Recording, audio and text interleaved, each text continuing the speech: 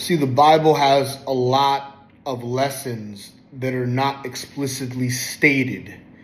You know, you learn a lot from the Bible, not from God just blatantly saying something, but you learn it by just reading it and just seeing what happened yourself. You know, so one example is the Bible says it in Ecclesiastes, right? That there is a time for peace, but there is also a time for war. You were not always supposed to be peaceful, and you were not always supposed to be at war. Both serve their virtuous purpose. So, for example, Jesus' mission, the first time that he came, was not actually to save people from physical oppression. It was not to actually free slaves. It was not to actually make this physical world a better place at that point. His goal when he came the first time was just to actually show us that we've been freed from spiritual oppression. What does that mean? That means basically just being freed from having to go to hell when we die. We are not under that sentence anymore through God's forgiveness of sin through Jesus' death on the cross. That's what he came for the first time. All those nice things that he did, right? By healing the sick, by making the blind to see, by making the lame to walk, by raising the dead.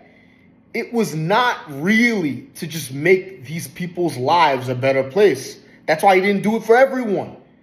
It was really just to give people proof that he was God and he truly had the power to forgive sins. So, when Jesus came the first time, he did all these nice things. He was nice to everyone. He forgave everybody. He was a buddy with everybody. He was cool. He was great, right? He was gentle. He had every form of love. He is love, right? And what did that get him? It got him killed. The apostles, they followed his examples. They were also very gentle. They were also very nice. All they did was nice things. What did that get all of them? How did all of them die? They all got killed. I think John the Beloved, maybe he didn't die. You know, it didn't say specifically. But a lot of accounts say he did die, that he got boiled. They put him in boiling oil. John the Beloved. So, and even if he lived, right? He lived he just kept going in and out of jail. Like, he did not live a nice, peaceful life. So all this niceness and gentleness that the apostles did and the Christians did at the early days of the church after Jesus rose, all it brought about was death to them, their wives, and their children. Do you know when Christians stopped getting slaughtered for their beliefs? They stopped getting slaughtered for their beliefs when mean dudes got converted to Christianity. When the emperor got converted to Christianity. When military people got converted to Christianity. When warriors converted to Christianity. That's when the Christians stopped getting slaughtered. When the bullies started to accept Jesus Christ. So when they started to accept Jesus Christ, what happened was the opposite. Now you give birth to the Holy Roman Empire. And the Holy Roman Empire, what did they do? Because when they became Christians, there were still a lot of other people that weren't Christians. And they weren't like, oh, you're a Christian? Cool. We're we're going to be friends. And I think that's great. No, they were trying to now enslave them. So what did these bullies that became Christians do? They conquered the whole world and basically forced people to become Christians.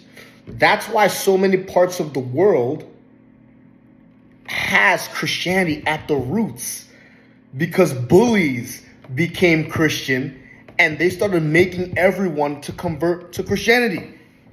That's when Christians became free, when mean people started to become Christians.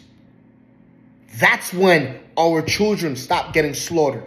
That's when we could serve God peacefully. Not when the nice people were Christians, but when warriors, when bloodthirsty people became Christians.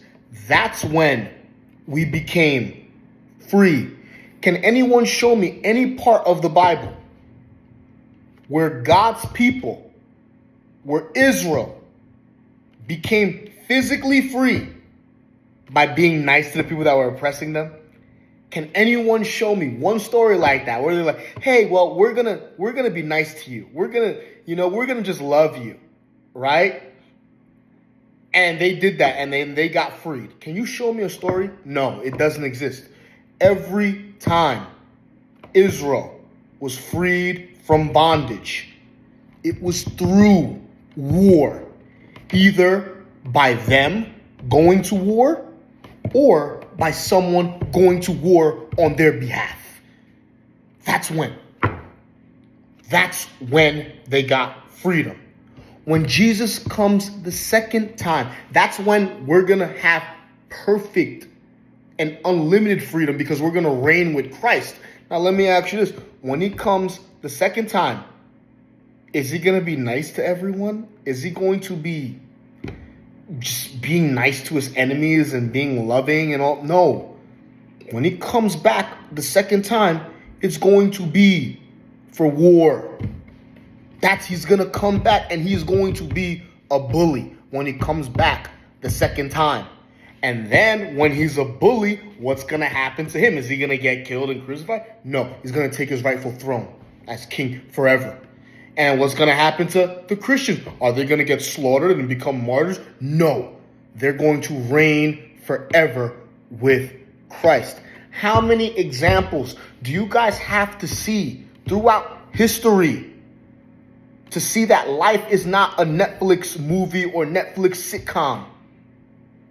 You cannot get freedom through softness.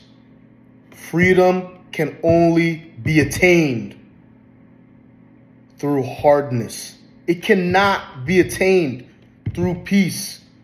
It can only be attained through war. That's the only way any nation, any group, any person has gotten freed. No true bully is going to stop bullying you because you were nice to them. It's just going to make them bully you more. The only way to stop a bully from bullying you is to be more aggressive than the bully. And that's a microcosm for all of life.